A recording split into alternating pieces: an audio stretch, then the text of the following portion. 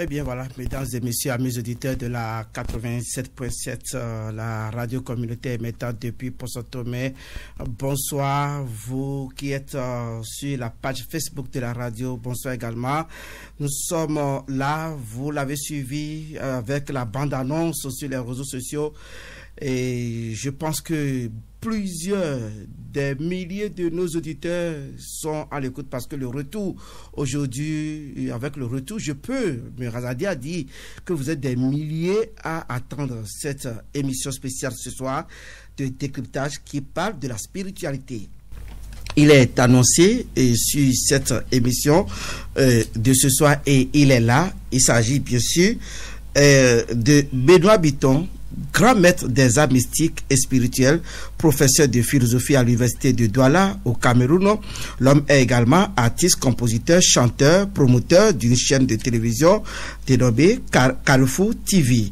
Alors, il est également écrivain, auteur de plusieurs livres dont Le Grand Combat Spirituel, La Clé des Sommes, La Sexualité Sacrée, le livre secret des grands fondateurs, le livre secret, voilà. Il est également grand fondateur de l'Académie des sciences spirituelles pour la Renaissance négro-africaine, ASRA. Et c'est bien ce temple qui va être installé au Bénin, dans le département du Mono, et qui sûrement justifie la présence de ce grand homme spirituel dans notre pays, surtout dans le département du Mono. Il est avec nous, je vous l'ai dit, grand maître Benoît Bitton. Bonsoir. Bonsoir à toutes et à tous et merci d'être invité. Oui, je pense que ceux qui m'ont posé la question de savoir est-ce qu'il sera là ou bien c'est un enregistrement, vous venez d'écouter la voix, c'est bel et bien lui-même. Vous êtes là vous-même? Oui, je suis là moi-même, le Mbambok Benoît Bitton, je suis là. Vous pouvez les saluer, les auditeurs? Bonjour à toutes et à tous, bonjour à tous les amoureux de la spiritualité négro-africaine, bonjour à madame, bonjour à monsieur et bonjour à mademoiselle. Merci beaucoup, grand maître Benoît Bitton. C'est vrai, beaucoup vous voient sur les écrans et on se demande qu'est-ce qui peut vous amener ici. On va en revenir tout à l'heure. Désiré Assouvi, bonsoir. Oui, Rigobert Dansikpe, bonsoir et bonsoir au maître sur ce plateau. Bonsoir. Tout plaisir pour nous de l'accueillir. C'est un grand moment de radio comme on l'a annoncé. Chaki Madem, bonsoir. Bonsoir, Rigobert Kofi Dansikpe. Bonsoir les fidèles auditeurs auditrices de la radio. Alors, nous avons l'homme par qui? Nous avons l'homme, voilà, et accepté la tautologie, et c'est Richard Savi. Monsieur Richard Savi, bonsoir. Oui, bonsoir, monsieur Rigobert Dansikpe. Bonsoir, chers débatteurs. Soyez les bienvenus, maître Benoît Bitton. Merci beaucoup. Oui, Richard Savi, j'ai envie de vous demander, puisque c'est pas vous que j'ai l'homme, les gens m'ont écrit aujourd'hui, beaucoup m'ont demandé comment j'ai pu avoir le lien avec cet homme. C'est vrai, les gens se disent, mais quelqu'un comme ça qu'on voit sur les écrans au Cameroun, et c'est une radio de Poisson-Tomé, un journaliste comme moi qui va réaliser une émission avec lui. On dit, mais monsieur Dansikpe, comment vous avez fait pour pouvoir la voir? Mais je voudrais que les gens sachent que c'est pas vous, Richard Savi, c'est pas vous que j'ai eu. Dites-nous par quelle alchimie vous vous êtes rencontrés.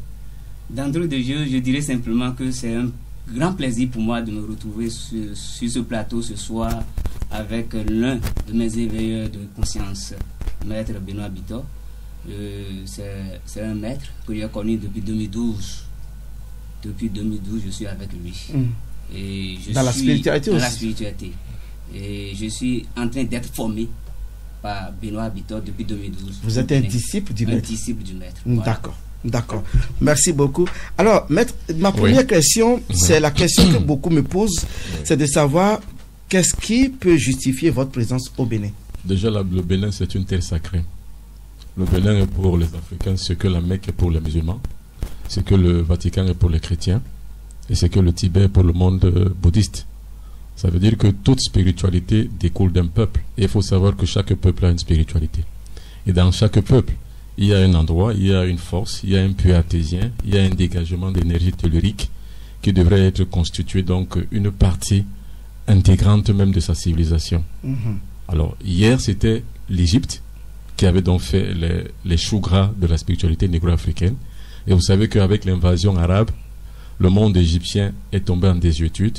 Et aujourd'hui, peu de gens savent que le monde négro-africain a vu sa connaissance, a bien vu sa naissance en Égypte. Et peu de gens savent que l'Égypte était noire. Et qu'aujourd'hui, c'est une inféodation simplement culturelle et raciale qu'on se retrouve aujourd'hui avec une Égypte plutôt arabe.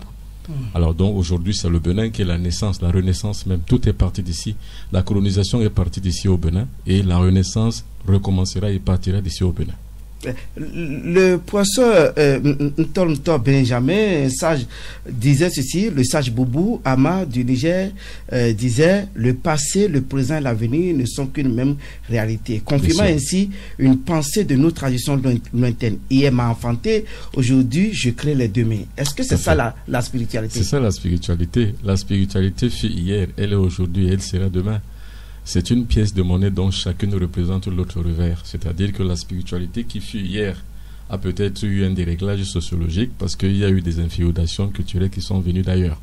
Mais aujourd'hui, cette renaissance que nous remettons aujourd'hui sur les rails est la spiritualité de la même manière qu'on la pratiquait hier.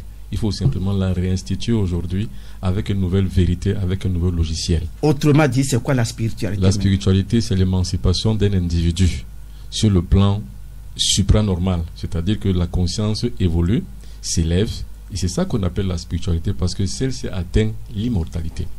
Or, vous savez que la spiritualité pour tout peuple relève de sa tradition, de sa culture, de sa transmission dans le temps et l'espace, d'où cette immortalité.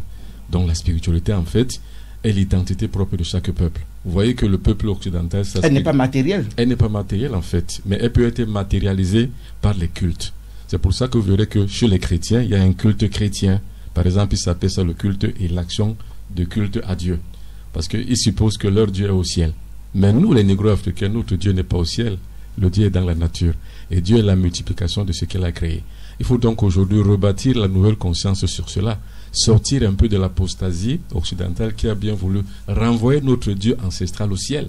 Parce qu'on dit notre Père qui est au secret, ton nom se sanctifie. Pour nous, les négro-africains, Dieu n'est pas au ciel. Dieu est avec nous. D'ailleurs, même il est dans le fleuve, il est dans la mer, il est dans la forêt, il est partout. Et donc, vous convenez avec ceux qui disent que en Afrique, on parle du Dieu et des dieux, et qu'il y a plusieurs dieux qui agissent. Non, ça c'est sur le plan formel. Mais sur le plan de fond, il n'y a pas plusieurs dieux. Parce que vous savez que le monothéisme africain, c'est avec le pharaon Akhenaton qu'il a parlé de l'unicité de Dieu. Donc l'Occident ne va pas nous faire un procès là-dessus, de dire que nous avons tous plutôt un polythéisme. Non, nous avons un monothéisme. Akhenaton était un pharaon noir. Mais les religieux ne seront pas d'accord avec vous? Mais c'est leur problème. Ce qui est sûr, c'est que ceux qui ne sont pas d'accord, c'est parce qu'ils n'en savent rien. Mais nous qui sommes d'accord avec nous-mêmes, parce que nous savons que justement, le polythéisme n'est pas négro-africain. Le polythéisme est athée et vient d'ailleurs. Mais or, nous les négro-africains, le polythéisme ne vit et ne vibre qu'avec ce que les autres ont apporté. C'est-à-dire, par exemple, il parle des anges, il parle de ceci, il parle des génies, il parle de ceci, il parle de cela. Et la multiplicité des dieux. Il parle de Dieu le Père, Dieu le Fils, Dieu le Saint-Esprit, qui pour eux est un seul Dieu. Mais nous, maintenant, c'est pas ça. Le négro-africain ne pense pas qu'il y a plusieurs dieux. Le négro-africain pense qu'il y a un seul Dieu, mais qui se matérialise sur plusieurs formes. Forme de l'eau, par exemple, quand on parle de Dieu de l'eau. Forme de la forêt, quand on parle de Dieu de la forêt. Forme, par exemple, du tonnerre, quand on parle de Dieu du tonnerre. Mais il y a une unicité de Dieu. C'est ça qu'on appelle le monothéisme, et il est africain. Alors, que dites-vous concrètement du Dieu qui est unique et qui n'est pas sur la terre? Bien entendu, il faut savoir que pour dompter un peuple, il faut lui donner un Dieu. Alors, pour dompter donc les négro-africains, les noirs, le monde noir, il fallu qu'on lui donnât un Dieu. Et c'est ce Dieu donc là qu'on a renvoyé au ciel. Et quand on a dit aux négro-africains, il y a 200 ans seulement, 250 ans que nous avons le christianisme en Afrique, seulement, mais il y a 400 ans, on pratiquait quoi? Il y a 500 ans, on pratiquait quoi? Il y a 700 ans, on pratiquait quoi? Il aurait fallu vraiment, véritablement, qu'on reconstruise l'histoire négro-africaine sur la déité. Alors, les négro-africains connaissaient Dieu. Je ne dis pas qu'ils croyaient en Dieu, ils connaissaient Dieu. C'est quand l'occidental arrive qu'on commence à croire en Dieu. Parce que croire en Dieu, on n'a aucune certitude qu'il existe. Il y a une différence entre connaître Dieu et croire en Dieu. Parce que croire, c'est que je ne vous ai jamais vu. Je ne peux pas que croire. Mais connaître, ça veut dire que je vous vois. Je vous vois aujourd'hui, je suis à la radio, à aimer. Parce que je suis là, que je sais que ça existe. Mais si je ne suis pas là il n'y a que quelques heures, c'est une croyance. Je crois qu'elle existe. Or, moi, en tant que philosophe, je sais qu'il y a une différence entre connaître et croire. Croire, c'est qu'il c'est l'absence de la connaissance. Mais connaître, c'est la présence de la connaissance. Or, croire, c'est la présence de l'ignorance. Connaître, c'est l'absence de l'ignorance. Vous voyez un peu cette espèce de philosophie qui est plutôt intellectualisée pour tout être africain qui peut comprendre que Dieu n'est pas au ciel, mais Dieu est en toutes choses qu'il a créées. Et c'est cette particularité, cette spécificité qui vous a amené à parler de la spiritualité négro-africaine. Tout à fait, c'est-à-dire qu'il faut restituer l'histoire du peuple. Le peuple noir, le monde noir en général, quand je dis négro-africain, ça veut dire que le monde noir en général. Vous savez que les négro-africains ne sont pas qu'en Afrique au sud du Sahara. Ils sont aux États-Unis, ils sont dans les Caraïbes, ils sont dans les Antilles et ils sont partout. Il faut donc restituer l'essence typique de leur identité propre et de leur identité remarquable qui est leur propre spiritualité. Parce que l'identité d'un peuple se reconnaît à travers sa spiritualité. Vous n'avez pas de spiritualité, vous n'êtes pas un peuple qui existe. Et c'est ce qui arrive aujourd'hui, ce déréglage sociologique dont je dénonce, c'est-à-dire qu'on nous a fait croire que Dieu est au ciel. D'où on nous a déshumanisés. Parce qu'en fait, quand on vous enlève cette identité de votre propre connaissance de vous-même, on vous déshumanise et vous êtes sous-êtres humains.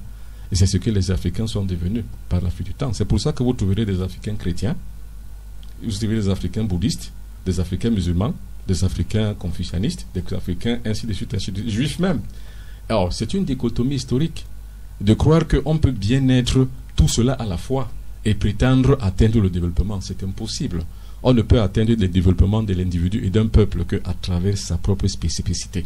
Cette spécificité, elle est spirituelle. C'est la spiritualité simple. D'accord.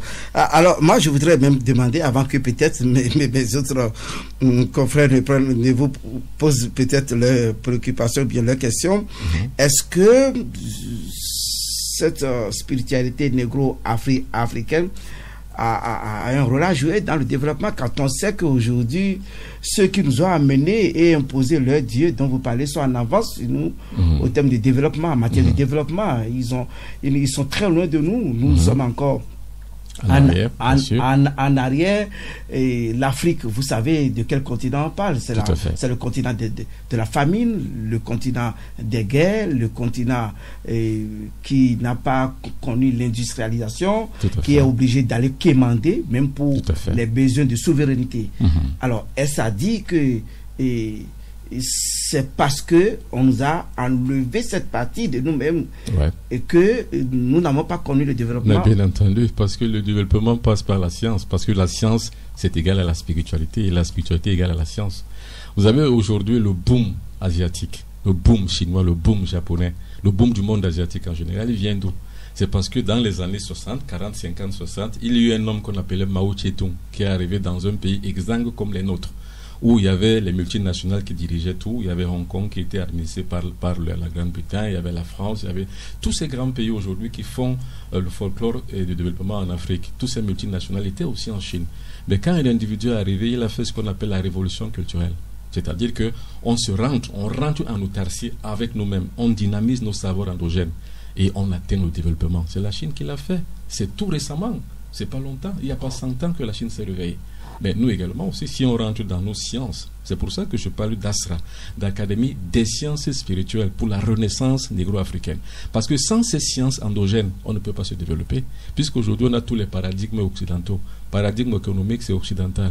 Paradigme scientifique, c'est occidental. Paradigme écologique, c'est occidental. Paradigme spirituel, c'est occidental. Nous voyons des églises chrétiennes partout. Nous voyons même des centres spirituels, la franc-maçonnerie, la Rose-Croix, les Cancars et tous les autres Rose-Croix, que nous voyons, que nous connaissons, que les Africains font partie. Tout cela n'est pas véritablement nos propres sources spirituelles. Il faut que nous exercions certaines choses, nous les repoussions, nous rentrions en autarcie avec nous-mêmes, comme tous les peuples l'ont fait pour nous en sortir. Les Juifs l'ont fait, ils s'en sont sortis. Les Asiatiques l'ont fait, ils s'en sortent. Vous voyez l'Inde aujourd'hui, le boom indien, vous voyez ce qu'il représente aujourd'hui, le boom chinois, le boom asiatique, je me répète un peu, pour mieux appuyer et étayer ces valeurs des choses qu'il faut aujourd'hui prendre en compte, que nous aussi on peut le faire, parce qu'on ne peut rien à ressembler à ce que les autres ont fait. Il faut donc redynamiser les savoirs endogènes pour pouvoir recréer un nouveau système éducatif qui permettra que l'individu africain, le type africain, puisse à partir de sa propre source traditionnelle, spirituelle et mystique, arriver à sa propre spiritualité et arriver à son propre développement. D'accord. Qu'est-ce qui s'est passé avec tout ce que vous nous dites? Est-ce qu'il y a est-ce qu'on peut dire que nos ancêtres, nos grands-parents n'ont pas été conscients de cela? Qu'est-ce qu'on a pu enlever à l'Africain pour qu'il oublie ce côté de lui-même? On l'a tout enlevé, c'est-à-dire que, et moi je ne suis pas victimiste, c'est-à-dire que je ne pleure pas pour cela, c'est-à-dire que je ne me fais pas du tout du tort pour cela, mais je sais que l'histoire a commencé comme cela. On lui a imposé un Dieu, et on lui a imposé un Dieu mane militaire, ça veut dire que s'il ne croyait pas, il passait à l'autodafé. C'est ce qu'on appelait à l'époque l'Inquisition. L'Inquisition, c'est quoi? C'est que croyez en notre Dieu que nous vous imposons. Oui ou non, je crois, passez là-bas, on ne vous fait rien. Vous ne croyez pas, passez là-bas, on vous tue par le feu. C'était une inquisition. Donc ils ont été forcés à l'accepter.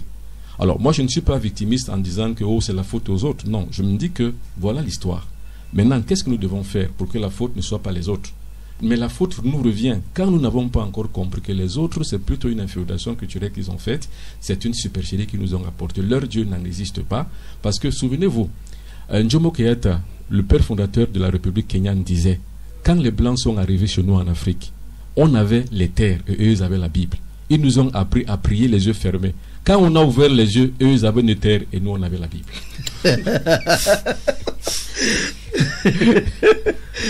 C'est profond. C'est très profond. C'est comme profond. Ça, on leur a appris à prier les yeux fermés. Les yeux fermés. Et les autres avaient leur Bible et eux autres, ils sont conscients qu'ils avaient leur terre. Tout à fait.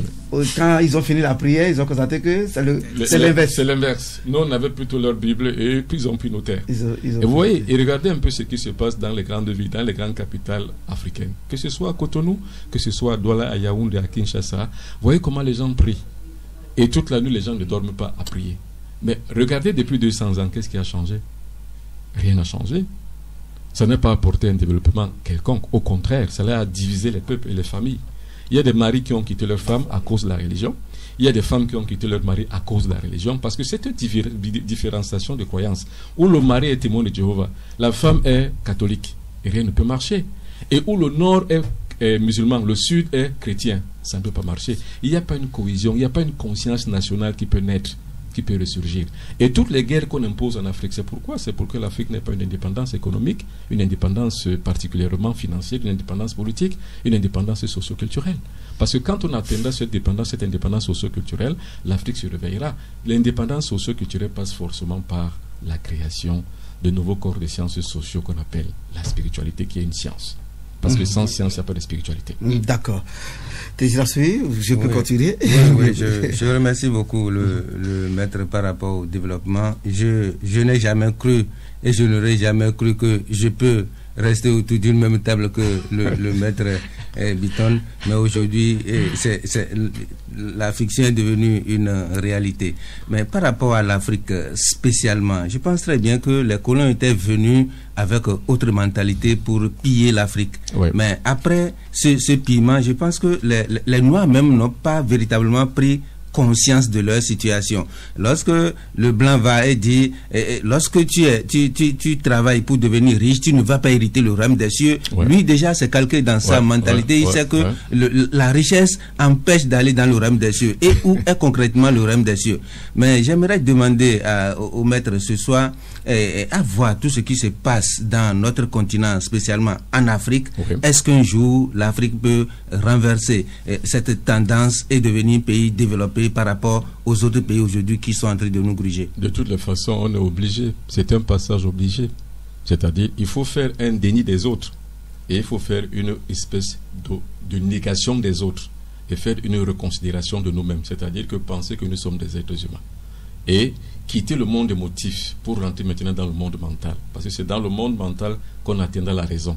Et quand on atteint la raison, c'est elle qui permet qu'on puisse arriver au développement, donc à la liberté. Vous n'êtes pas développé, vous n'êtes pas libre. Aujourd'hui, nous dépendons à 100% du monde occidental. Le riz que nous mangeons vient d'ailleurs.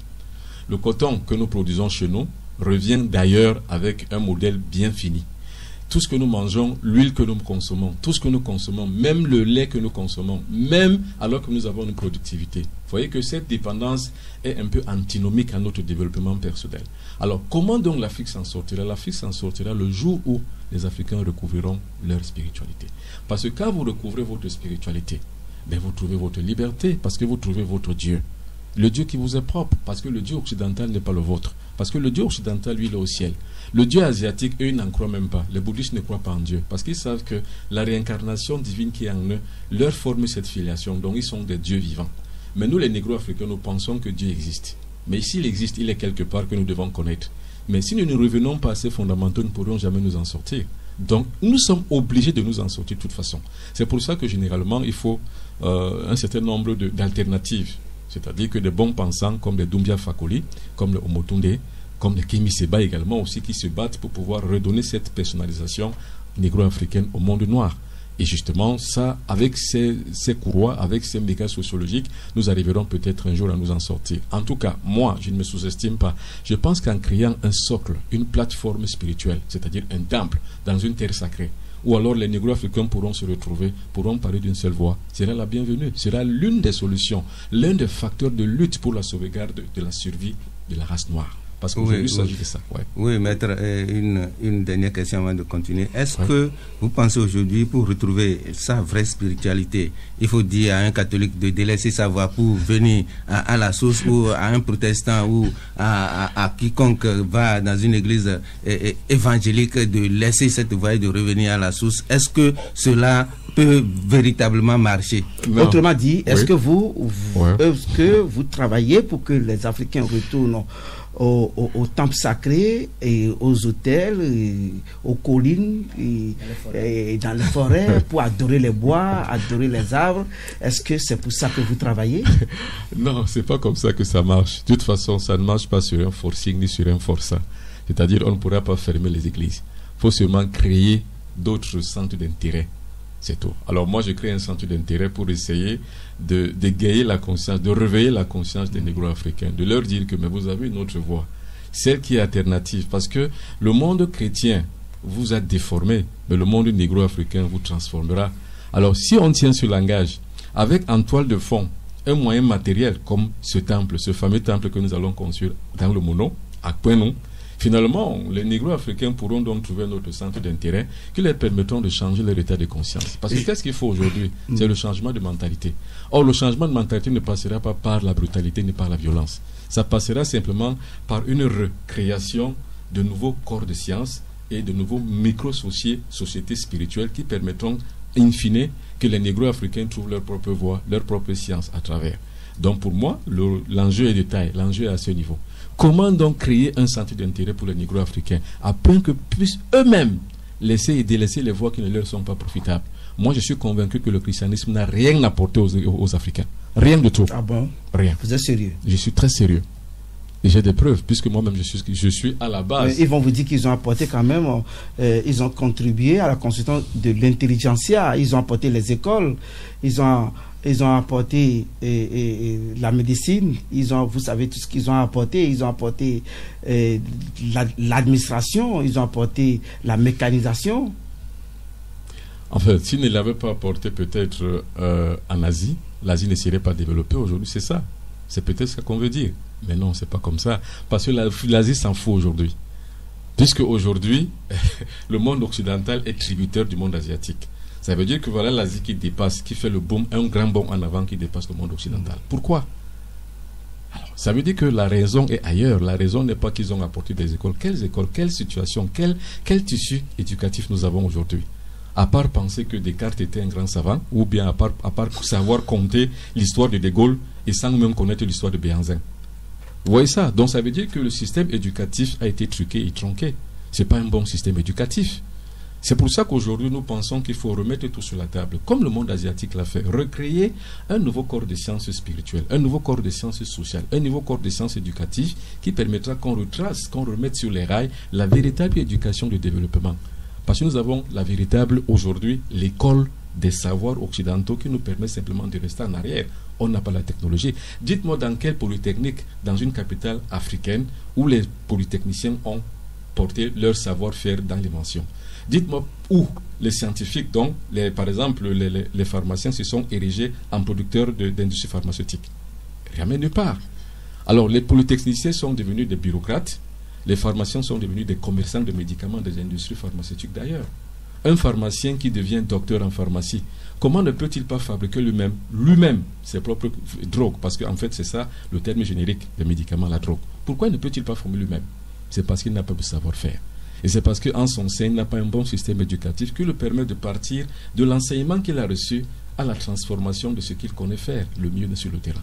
Et parce que justement, il n'y a donc pas de facteurs ambiants pour cela. Autrement dit, on a formé des parleurs. On a formé des parleurs. Il n'y a qu'à voir à la télévision. Quel est l'apport de l'intelligentsia, par exemple, dans le développement socio-économique des négro-africains? Aucun. La preuve en est que ça fait 40 ans que nous parlons de franc CFA. Il est le même. Vous savez, moi je suis en Afrique centrale. Quand je suis en Afrique centrale, j'ai le franc CFA d'Afrique centrale que je ne peux pas utiliser en Afrique de l'Ouest. Et inversement. Mais nous avons des scientifiques, des grands docteurs, des gens qui vous parleront de l'économie. Des grands économistes. Des grands économistes qui vous en parleront à longueur de journée, mais sans toutefois apporter une véritable décision politique ou alors une grande décision économique qui permettra de tout changer. Une véritable formation technique qui puisse leur permettre véritablement de créer autre chose. Aujourd'hui, on nous parle de l'éco. Quelle est la différence entre l'éco et le franc CFA? Puisque le même paritaire est là, le même taux fixe est là. La parité fixe est là toujours entre l'euro et le franc CFA. D'accord. Alors, mais c'est pour ça que vous êtes là d'ailleurs, pour la solution, que vous êtes au Bénin, précisément dans le Mono, et vous allez implanter un temple à cet effet à Penou. Penou, c'est pas très loin d'ici, hein, c'est bien sûr. Une quarantaine de kilomètres, on va dire. Ouais. Quarantaine de kilomètres ici. Alors, dites-nous pourquoi avoir choisi le Bénin pour implanter ce centre. C'est parce que je pense que le Bénin, peut-être les Béninois eux-mêmes ne le savent pas, le Bénin est une terre sacrée. Et quand je vois ici, sur la terre sacrée, il y a une forme d'inféodation culturelle. Je vois les églises chrétiennes, ça me fait mal au cœur. Et les églises chrétiennes qui spolient la terre sacrée béninoise. Allez par exemple dans le Vatican, vous ne verrez pas une culture négro-africaine. Allez par exemple à la Mecque, vous ne verrez pas la spiritualité négro-africaine.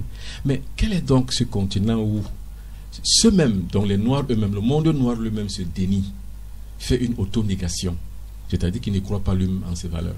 Quel est ce monde où on pense qu'on peut être les autres et soi-même à la fois? C'est pas possible. Il faut savoir qu'il y a une diversité dans le monde. C'est de la diversité que vient l'universalité. Vous voyez, il y a la couleur rouge qui a pas, il y a la couleur jaune qui a pas, il y a la couleur bleue qui a pas. Chaque chose a sa place.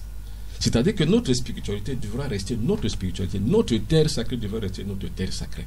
Et le Bénin est la terre sacrée par excellence. Le Bénin, pour moi, à mes yeux, est pour le monde noir, négro-africain, ce que la Mecque est pour les musulmans, comme je l'ai dit. Ce que le Vatican est pour le monde chrétien. Ce que le Tibet est pour le monde bouddhiste. Alors, le Bénin, finalement, pourquoi j'emporte donc ce temple-là? C'est pour que, justement, à travers là, je donne ces lettres de noblesse au Bénin, qui est la terre par excellence de l'ancestralité. Les gens vont te demander en quoi le Bénin est une terre sacrée. Mais le Bénin est une terre sacrée parce que la religion, la vraie, celle qui a su perdurer dans le temps et l'espace, c'est la religion qu'on trouve au Bénin, c'est le vaudou. Le vaudou. Bien sûr.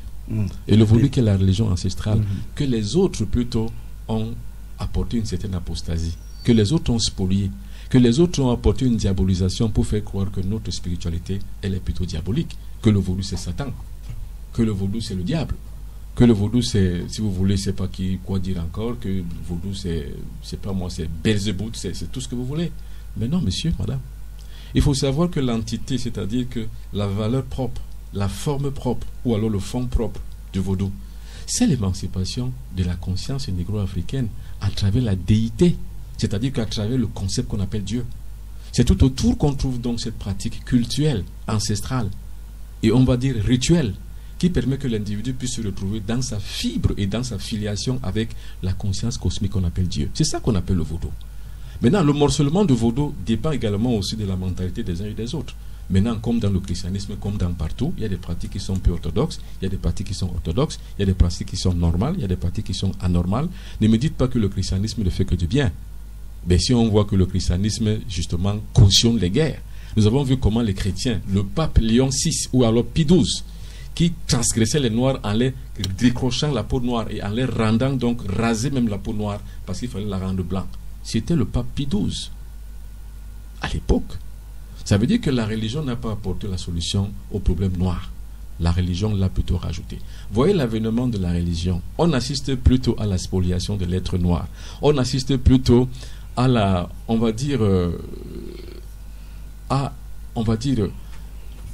à l'opulence. En fait, je ne dirais même pas opulence. On assiste plutôt à la mort dans l'âme de notre propre spiritualité.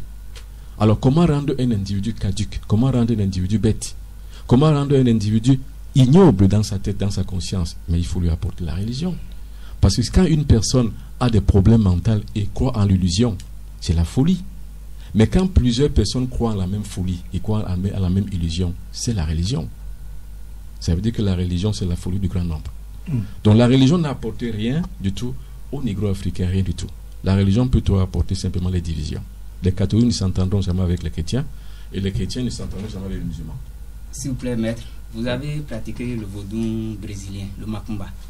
Y a-t-il une différence entre le vaudou, celui qui est pratiqué au Bénin, et celui qui est pratiqué en Brésil? Non, dans le fond, c'est la même chose. Parce qu'il faut savoir que là également, il y a des peuples autochtones, les peuples noirs. Pelé, par exemple, fait partie du peuple autochtone.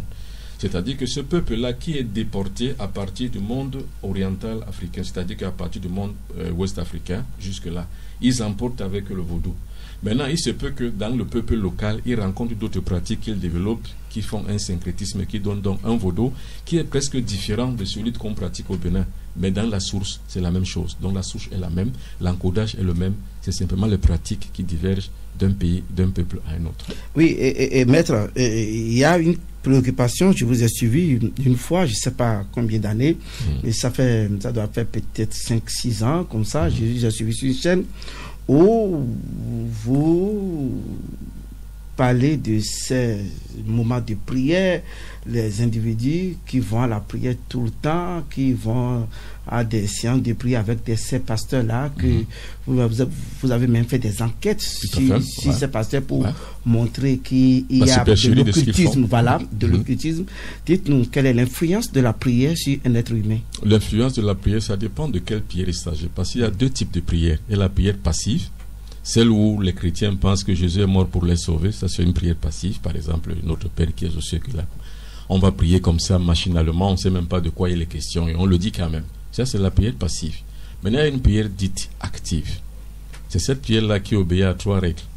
La première règle, c'est la maîtrise de la pensée. La deuxième règle, c'est la maîtrise de l'émotion. La troisième règle, c'est la maîtrise du geste. C'est-à-dire que tel vous parlez avec l'émotion que vous chargez derrière, et tel le geste qui est appuyé derrière. Vous avez donc un triangle qu'on appelle le triangle de la foi. Et ce triangle de la foi obéit encore à 3 autres règles. C'est-à-dire que vous avez la connaissance de la chose, vous avez le mental pour, et vous avez l'acte pour. Donc vous êtes en adéquation avec ce que vous demandez. Là vous réussissez. Voilà donc l'influence de la prière. Or, cette influence de la prière peut aussi agir sur le monde culturel négro-africain en général. C'est-à-dire que si aujourd'hui les grands maîtres se réunissent tous ensemble, de tout le monde noir, de tout le monde négro-africain, et se mettent avec ce concept de la prière, ils vont changer le monde occidental sur le regard qu'ils ont sur le monde négro-africain, et vont changer aussi les mentalités négro-africaines pour pouvoir nous postuler aujourd'hui comme des individus, comme des êtres humains entièrement à part et à part entière. Parce qu'aujourd'hui, on est des sous-êtres humains. Les autres ne nous considèrent pas, puisque nous utilisons leur Dieu. Il faut rappeler que le christianisme n'est pas africain. Nous utilisons leur Dieu. Nous utilisons leur langue. Vous et moi, nous parlons en quelle langue? En français, ce n'est pas notre langue. Or, le français, c'est une langue de démagogie. Si je vous dis 10 mots en français, 9 sont le mensonge, parce qu'en fait, la langue est faite pour mentir. Vous savez, et puis, ce qu'on appelle maintenant les langues locales. Les langues locales véhiculent le sentiment spirituel. C'est pour ça que je suis très fier quand je viens au Bénin, où tous les Béninois presque parlent la même langue qu'on appelle le fond. C'est-à-dire que les gens peuvent s'entendre derrière. Et aujourd'hui, qu'est-ce qu'il faut? L'enjeu, c'est quoi? L'enjeu, c'est qu'avec cette langue, créer les sciences, créer les mathématiques, créer le français, enfin, je veux dire la littérature, créer tout ce qui peut permettre que le système éducatif que nous allons mettre en place puisse servir avec l'explication en la langue locale, plutôt qu'en la langue des autres. Parce que la langue des autres, c'est une forme de supercherie. Vous ne saurez pas mieux vous exprimer en français qu'un français, ce qui est sûr. Et le français que vous parlez au Bénin, quand vous arrivez au Cameroun, il est différent. Celui que je parle au Cameroun, quand je viens au Bénin, il est différent.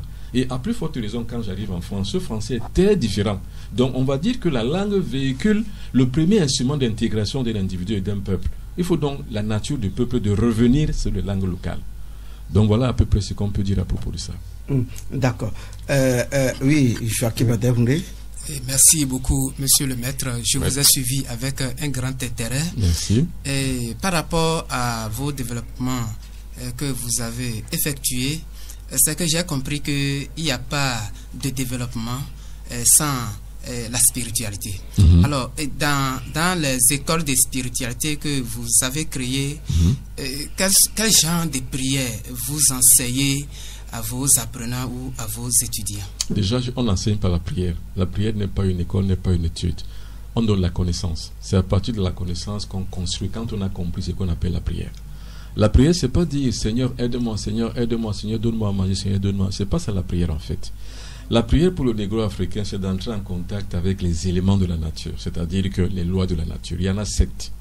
La loi du mental, 1. La deuxième loi, la loi de la correspondance. La troisième loi, la loi de la vibration. La quatrième, la loi de la dualité. La cinquième, la loi du temps, donc du rythme. La sixième, la loi de la cause à effet. Et la septième, la loi du genre. Une fois vous avez compris ça, mais c'est tout, vous avez toute la mystagogie. La mystagogie, c'est-à-dire que l'ensemble des moyens culturels qu'on a pour subjuguer le cosmos afin qu'il vienne à notre secours. C'est tout. On n'a pas besoin d'aller à 1000 écoles pour comprendre ça, ni même à faire des prières. On a juste besoin d'être en phase avec les lois de la nature. Quand vous êtes en phase avec les lois de la nature, c'est déjà la prière. Parce qu'en fait, il ne s'agit pas que vous demandiez à une instance supérieure, c'est-à-dire à Dieu pour qu'il vous aide. Il ne vous aidera jamais. Depuis qu'on prie Dieu en Afrique, rien n'a changé. Tout ça a changé simplement parce que quand je viens au Togo, par rapport à 2012, j'ai trouvé que le président actuel a engagé des travaux de rénovation des infrastructures routières. Et c'est ça qui marche parce qu'en fait, c'est le travail. Et je trouve qu'il a apporté d'autres solutions, d'autres politiques d'intégration, d'autres politiques d'ouverture, de lutte contre la pauvreté. Et c'est ça qui marche parce que c'est l'art. Ce n'est que la nature, elle seule, qui obéit à sa propre logique. C'est pour ça que quand il doit pleuvoir, la pluie tombe. Mais le reste des choses, si on ne travaille pas, rien ne change. Donc la prière ne change rien. Ce qui change, c'est le concept qu'on en fait. Si on fait un concept de pouvoir se développer et qu'on trouve derrière ce concept de développement le travail adéquat et le travail nécessaire, on arrive au développement et à l'application. Donc la prière est une institution mentale qui permet d'appliquer des choses qu'on espère. Et non pas de demander à une institution supérieure de nous venir en aide. Dieu ne nous aidera jamais. Alors, comment on peut comprendre, maître, comment on peut comprendre que après que le colon, je peux les appeler comme ça, hein, que les Européens aient formé des Africains, et que ces Africains n'ont pas pu retrouver le mental pour pouvoir revenir, renaître de nouveau. Et aujourd'hui, même pour nos gouvernants, pour agir à l'intérieur, pour faire quoi que ce soit, il faut aller voir le maître blanc. Le maître blanc. Et aujourd'hui, il est capable de déclencher une guerre entre les Noirs, les fils et filles de même pays, et pour de rien du tout. Alors, moi, je me pose la question de savoir... Est-ce qu'on a fomenté pour autant le mental de l'Africain? Bien entendu, nous avons connu 8 guerres. La guerre des Malouines, la guerre du Golfe 1, la guerre du Golfe 2, la guerre d'Indochine, la guerre du Vietnam, la guerre de Corée et d'autres guerres encore.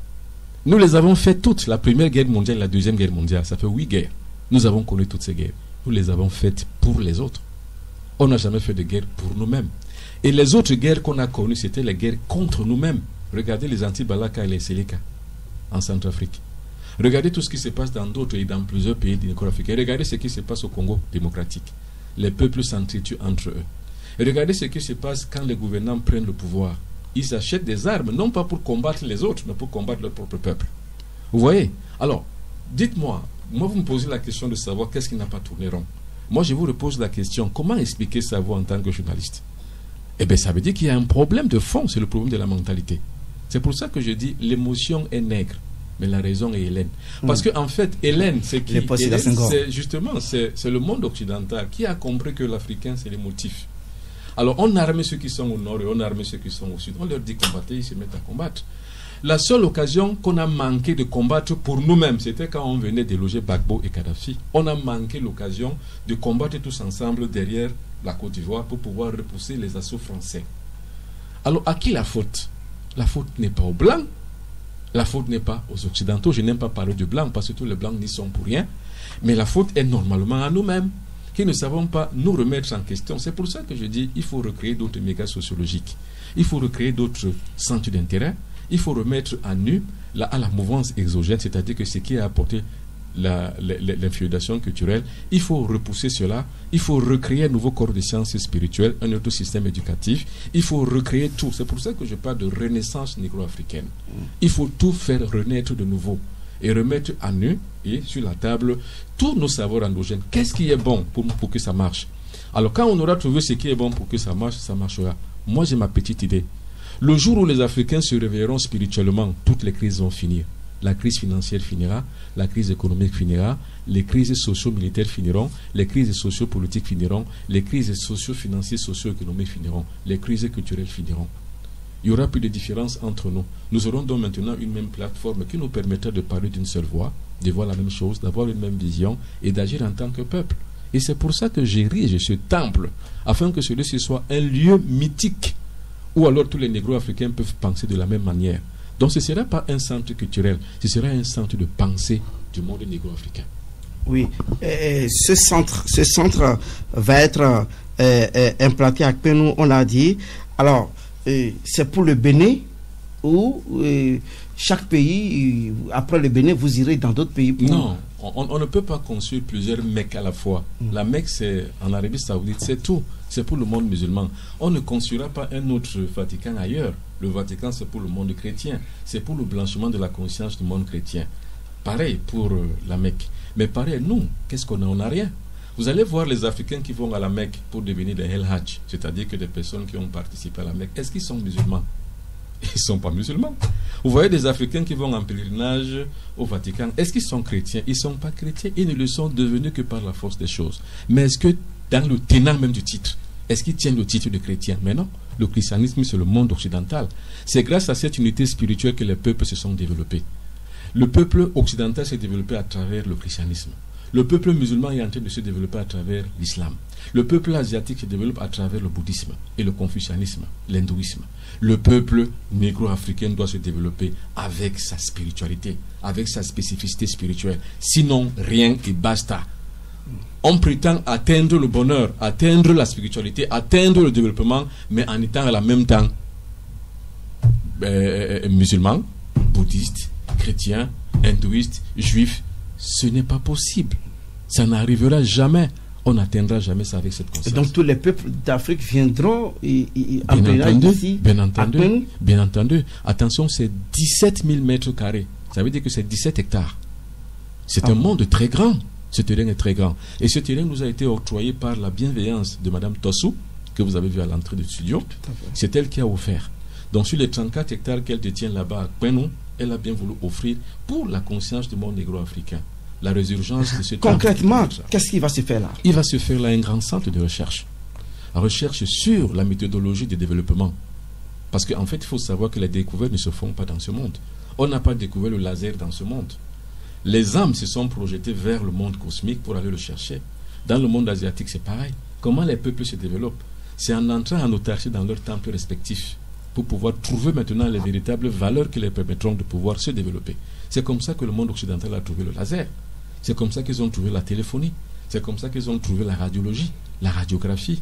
C'est comme ça qu'ils ont tout trouvé. C'est en entrant justement en transe dans le monde cosmique et en se projetant dans son esprit pour pouvoir atteindre les cimes de la hauteur et des vibrations très élevées qu'on appelle l'akasha, le son le plus haut que la conscience développée seule peut atteindre. Et quand on atteint dans une conscience très haut, c'est là où on arrive au développement. Donc, on aura donc un centre de formation pour pouvoir former les intellectuels, l'élite intellectuelle, à la mystagogie de leur culture. C'est-à-dire à la résurgence de leur façon de penser dans le monde des hauteurs spirituelles. Comment se projeter pour y arriver? Parce que les scientifiques de ces livres se mettent seulement sur les écrits, sur la papyrusserie ou bien sur le développement physiologique et physique. Les scientifiques, c'est d'abord d'ailleurs. Parce que ce qui est en haut est comme ce qui est en bas. Ce qui est en bas est comme ce qui est en haut, disait un grand sage. Donc c'est des enseignements. C'est des enseignements, non seulement des enseignements qui permettront justement de pouvoir mettre en exergue tous les savoirs endogènes. Parce qu'en fait, le savoir béninois, on l'aura. Le savoir camerounais, on l'aura sur le plan mystique et sur le plan spirituel. Tous les savoirs endogènes, on les aura, qui nous permettant sur le plan éducatif de réécrire. Lorsque l'Ivoirien viendra là, il va retrouver son identité. Bien entendu, c'est-à-dire que le Nigérien va retrouver son identité à Kpenou, dans le temple là. En bon français, ou bien en bon terme académique, ça s'appelle recréation d'un format de connaissances morphophonétiques, morphogénétiques et si vous voulez, morpho, on va dire la raciale. renaissance. La renaissance, en fait. Cette renaissance permettra que un peu de chaque peuple se retrouvera pour pouvoir comprendre ce qui se passe réellement. C'est pour ça que quand vous arrivez dans le monde occidental, vous arrivez au Vatican. C'est la somme des croyances, c'est la somme. Il y aura des cultes là, dans le temps? Bien entendu, il n'y aura pas des cultes comme en tant que tel. Il y aura des simples conservatoires des cultes. Ce conservatoire des cultes, c'est pour montrer comment les Béninois font, comment les Camerounais font, comment les Gabonais font, comment les Ivoiriens font, comment les uns et les autres font, afin de pouvoir comprendre la mystique vie de chaque peuple négro-africain. C'est comme ça que les autres ont fait.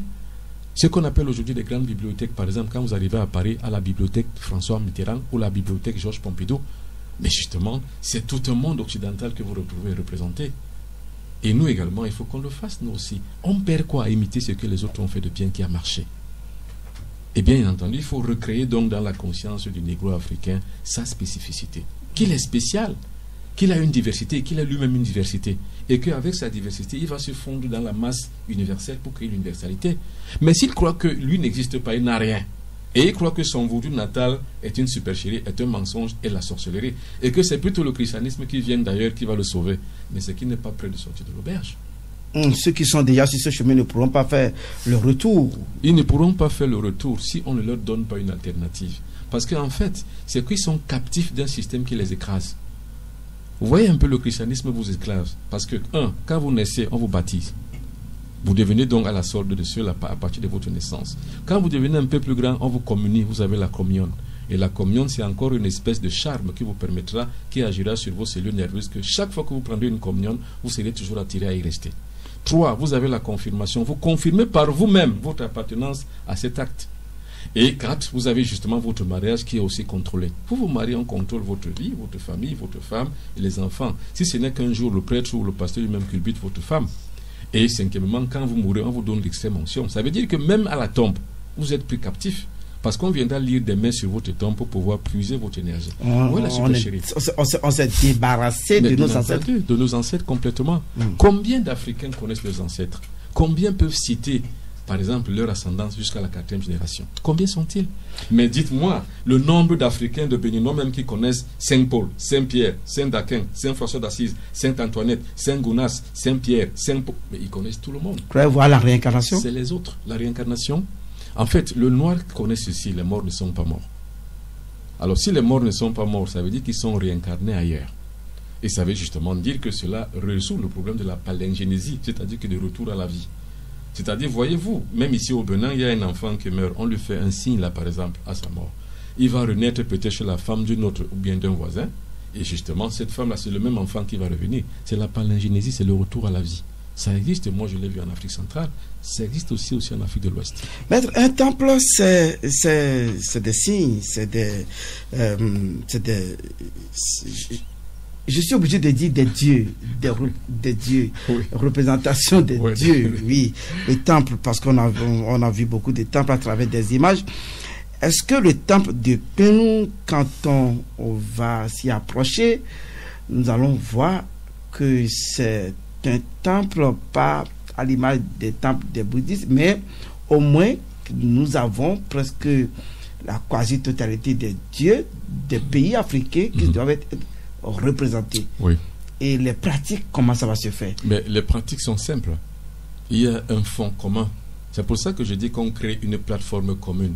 C'est pour ça que vous verrez que le même christianisme qui s'applique en France, c'est le même qui s'applique en Angleterre, c'est le même qui s'applique en Grande-Bretagne, je veux dire qu'en Écosse, c'est le même qui s'applique en Italie, en Allemagne, ainsi de suite. C'est ça. Alors, même pourquoi donc le vaudou qu'on applique ici, en Afrique de l'Ouest, n'est pas le même déjà qu'on applique aux Antilles, n'est pas le même qu'on applique au Cameroun, au Gabon? Pourquoi? Et justement, c'est parce qu'il n'y a pas cette plateforme commune. Mais ce temple de Pénou sera donc une possibilité de créer une plateforme commune qui permettra que les Africains aient une même source. Au même titre que les musulmans ont la même source. Qu'ils soient ariens, qu'ils soient, je ne sais pas moi, syriens, qu'ils soient assyriens, qu'ils soient n'importe qui, qu'ils soient badadi, qu'ils soient n'importe quoi, ils se retrouvent tous à la Mecque. Mais malheureusement, vous verrez toujours les pauvres Africains qui viendront aussi derrière à la Mecque. Pourquoi il fait? Ce n'est pas votre Dieu, messieurs les Africains. Ce n'est pas votre Dieu. Est-ce que vous, sur ce chemin, quelle est la relation qui vous lie avec nos dignitaires de culte vaudou, les dignitaires, les gardiens de la tradition africaine. Je préfère ça. Quelle est la relation qui vous lie, puisque vous semblez pratiquement travailler pour eux? Mais bien entendu, c'est parce que déjà je sais que c'est une réalité. Quand vous êtes convaincu d'une réalité, vous faites tout pour, et vous en faites un idéal. Parce que quand un homme n'a pas d'idéal pour lequel il veuille mourir, c'est qu'il n'a pas le sens de la vie. Moi, l'idéal pour lequel je veuille mourir, donner ma vie, consacrer ma vie tout entière, le restant de mes jours, c'est celui-là. C'est de donner la crédibilité à la structure spirituelle négro-africaine. C'est la création d'une structure négro-africaine. Et vous ne savez pas combien ça peut coûter. C'est énorme comme dépense. Mais je préfère travailler toute ma vie, m'investir pour ça, et mourir peut-être un jour pour ça. Ça, c'est l'idéal de ma vie. Je ne travaille pas pour eux, pour les dignitaires, mais je travaille pour la négro-spiritualité, afin que celle-ci soit reconnue par les négro-spirituels eux-mêmes, par les négro-africains eux-mêmes. Donc je ne travaille pour personne, je travaille pour un système. Parce qu'il faut savoir que les dignitaires du vaudou et toutes les régions négro-africaines sont généralement un système qui est imposé, c'est comme un gouvernement. Vous travaillez pour un gouvernement, il vous écrasera, forcément, parce qu'il ne vous reconnaîtra jamais. Alors, est-ce que c'est par des volontés, par des velléités idéologiques? Oui. Mais maintenant, comme idéologie n'aboutit simplement qu'à une lumière qu'on projette faire l'avenir, alors qu'est-ce que je fais donc? Je fais donc une pratique réelle, c'est-à-dire que de la parole à l'acte. Parce qu'au 3e millénaire, ce que tu dis, démontre-le, ce que tu fais, montre-le. Vous avez, tout à l'heure, dans la présentation, nous avons dit que vous êtes écrivain, auteur de plusieurs livres, dont Le Grand Combat Spirituel, La Clé des Psaumes, La Sexualité Sacrée, le livre secret des rituels sacrés. Voilà, tout à fait, des rituels sacrés. Vous avez, tout à l'heure, nous sommes allés sur YouTube, on a retrouvé une de vos, en tout cas de vos vidéos, Les secrets de la médecine, le mystère de la croix. Alors, ce qui m'intéresse, moi, je voudrais, c'est vrai que je sais que tout à l'heure vous allez apporter beaucoup de solutions pour les auditeurs dans leurs difficultés. On va évoquer quelques cas. Alors, les secrets de la médecine. Qu'est-ce que... On a vu tout à l'heure une démonstration avec un charbon, de l'alcool. Alors, ces genres de rituels vont être aussi maîtrisés par ceux qui vont fréquenter le temple. Mais bien entendu, déjà ils sont maîtrisés par tous ceux qui lisent ce genre de choses. Parce qu'en fait, moi, mon problème c'est quoi? C'est que j'ai eu 3 phases dans ma vie. La première phase, c'était la connaissance. C'est-à-dire qu'il fallait que je l'apprenne. Il fallait que je fasse le tour du monde entier pour en apprendre, pour comprendre la mystique négro-africaine. Deuxième chose, pour moi, c'était la connaissance, l'application de cette connaissance-là. Donc, pratiquer et appliquer. C'est pour ça que je vous ai dit tout à l'heure dans le jeu que je viens au Bénin depuis 2012. Donc, ça fait 7 ans que je viens là, tout le temps. Et puis maintenant, la troisième phase, c'est la transmission. Aujourd'hui, je transmets. Je transmets à la jeune génération pour que la bibliothèque que je suis devenu, que je ne parte pas avec la connaissance, mais que je la laisse pour la postérité. Et c'est d'ailleurs pour ça que je le fais. Donc, ce rituel-là, on l'appelle le rituel des dieux de la médecine. Il faut les appeler. Quand vous êtes malade, vous voulez prendre des médicaments, quels qu'ils soient, ne le prenez pas comme ça simplement. Parce qu'autour de vous, il y a des entités qui vivent. Il y a des entités qui ont besoin d'être avec vous. Il y a des entités qui arrivent avec vous. Il y a des entités qui vivent là, à côté de vous. Ces entités-là sont peut-être très proches de vous et peuvent vous apporter une solution. Pour les appeler, donc, prenez de l'alcool avec du charbon, vous l'allumez et vous les convoquez et viennent, afin de pouvoir maintenant commencer votre traitement. Même si vous l'appliquez à votre enfant, à quelqu'un d'autre, faites-le. Parce que les dieux de la médecine sont là. Or, le père de la médecine, c'est qui? C'était Hippocrate. Ce sont l'un des grands secrets d'Hippocrate, en fait. Vous voyez que justement... Vous pouvez reprendre le rituel pour nos éditeurs rapidement? Le rituel est simple. C'est-à-dire que vous voulez vous traiter, par exemple, disons que vous avez la malaria, ou aujourd'hui on parle de coronavirus. Vous avez quelqu'un et en présence de quelqu'un qui a n'importe quelle maladie. Avant de lui donner un traitement, ne commencez pas à lui donner comme ça. Parce que chez le négro africain, il y a 3 choses. Il y a la bénédiction. Il y a la consécration, il y a la sanctification. C'est très important. C'est pour ça que lors des dot, par exemple, on doit bénir les mariés, on doit les sanctifier et on doit les consacrer afin que leur union puisse réussir. À toute chose, il faut toujours avoir en rappel ces 3 choses. La consécration, la bénédiction et la sanctification.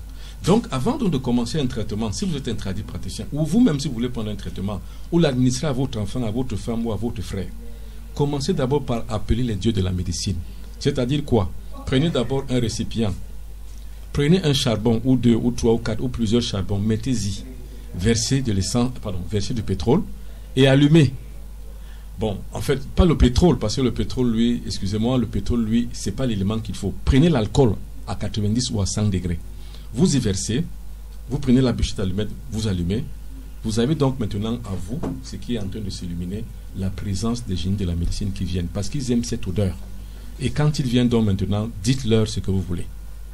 Je reprends.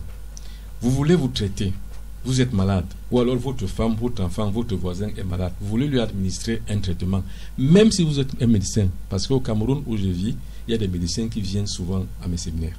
Même si vous êtes médecin de l'hôpital, avant de commencer un traitement quelconque, voilà ce que vous allez faire. Prenez du charbon, mettez-le dans un récipient. Prenez de l'alcool à 90, à 95 ou à 100 degrés, versez-y. Prenez la bûchette d'allumette, allumez. Les génies de la médecine vont venir à vous et demandez-leur donc la guérison d'un tel ou d'une telle. Que le traitement que vous allez administrer à un tel ou à une telle va le guérir et doit le guérir. D'accord. Le mystère de la croix tout à l'heure, Oui. est-ce qu'on peut comprendre que la croix peut aider aussi à sauver un être des forces du mal? Bien entendu, mais il faut pas se leurrer. Parce qu'il y a plusieurs types de croix. Il y a 3 types de croix que nous connaissions. Le premier type de croix, c'est la croix chrétienne. Celle où on dit que Jésus-Christ a été crucifié. Ça, c'est la croix chrétienne. Pour les croyants chrétiens, c'est très important pour eux. C'est cette croix, c'est la première croix. À celle-là, je ne crois pas, je n'apporte aucun crédit, parce que c'est la croix de calvaire pour les Africains. C'est cette croix-là qui aujourd'hui a cloué les Africains dans l'esclavage. J'y crois pas. Je le dénote même et puis je le balaye d'un revers de la main. La deuxième croix, c'est la croix kabbalistique. Ça, c'est la croix des Juifs. C'est-à-dire que pour eux, la Kabbale, c'est quoi? C'est comme notre tradition. Avant de pouvoir donc entrer dans le monde mystique, ils font d'abord la croix kabbalistique. Ce n'est pas celle-là qui nous intéresse. Mais nous avons ce qu'on appelle la croix mystique. C'est de celle-là que nous parlons. C'est la croix des négro-africains. Il est à l'image du temple. Parce que dans cette croix, autour de cette croix, s'amoncellent tous les mondes qui sont créés. C'est-à-dire que tous les mondes et les plans supérieurs et parallèles, ils sont représentés. Et cette croix-là, normalement, n'est pas là-bas transversale, n'est pas vers le sommet, mais c'est au milieu. C'est-à-dire que c'est à égale dimension. Les 2 barres sont à égale dimension. C'est cette croix-là qui nous intéresse. C'est cette croix-là qu'on appelle la croix mystique. C'est la croix des négro-africains. Parce que là, dans cette croix, on a tous les mondes représentés. Alors, bien qu'étant vivant, comment on apprend à rentrer dans le monde des morts? C'est à partir de la croix mystique des négro-africains. C'est même la croix par excellence, la croix du temple. C'est ce qu'on appelle la croix templière, c'est celle-là. C'est ça. Merci beaucoup, c'est très intéressant. Le temps passe si vite, 21h déjà 33.